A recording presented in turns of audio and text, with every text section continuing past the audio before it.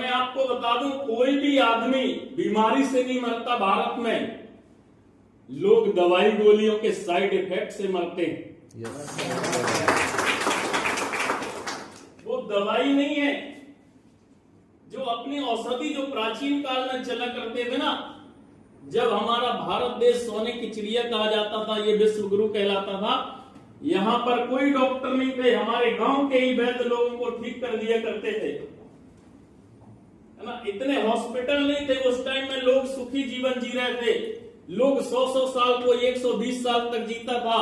लेकिन धीरे धीरे जैसे ही अंग्रेज यहां पर आए और ये ट्रेडिशनल मार्केटिंग को फैलाया, मार्केटिंग में बहुत सारे लोगों को, बीच के लोगों को फायदा हुआ और वो अपने फायदे को बढ़ाने के चक्कर में फिर मिलावट का खेल शुरू कर दिए।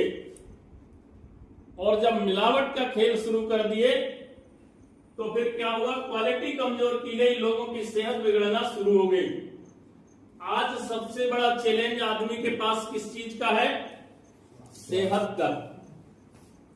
पैसा कमाने के लिए आपको सरकार भी योजनाएं चला रही है बहुत सारे माध्यम है, लेकिन आप उनको अपनाते हैं। जैसे हम खेती की बात करें तो खेती में पहले जब हाइब्रिड बीज नहीं हुआ करते थे, उस टाइम में हमको यूरिया और डीएपी की जरूरत भी बहुत कम हुआ करती थी। लोग खेतों में गाय भैंस के गोबर का खाद डालते थे और उस समय जो अनाज होता था, उस अनाज को किसी मिल में ले जाके मिलिंग नहीं कराते थे, किसी चक्की में ले जाके और उसको गर्म प्रोसेस से नहीं चावल निकलवाते थे।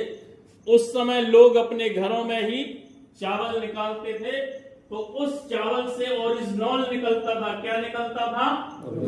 ओरिजिनल, जो रोज हमारे शरीर में जाता था। लेकिन आज की डेट में एक तो हाइब्रिड बीज आ गया, उसमें बहुत सारा फर्टिलाइजर हमको यूज करना पड़ता है, उसके बाद बीमारी लगती है तो फिर पेस्टिसाइड यानी केमिकल वाले जहरीले कीटनाशकों का भी छिड़काव करना पड़ता है, और उसी का 70% असर उस भोजन में होता है। और जब हम उसको खाते हैं तो हमारे शरीर में टॉक्सिन जाता है। क्या होता है? टॉक्सिन यानी स्लो पॉइजन, धीमा जहर। अगर वो जहर होता और एक दिन में खा के आदमी मर जाता तो एक ही आदमी मरता, बाकी सारे लोग बच जाते।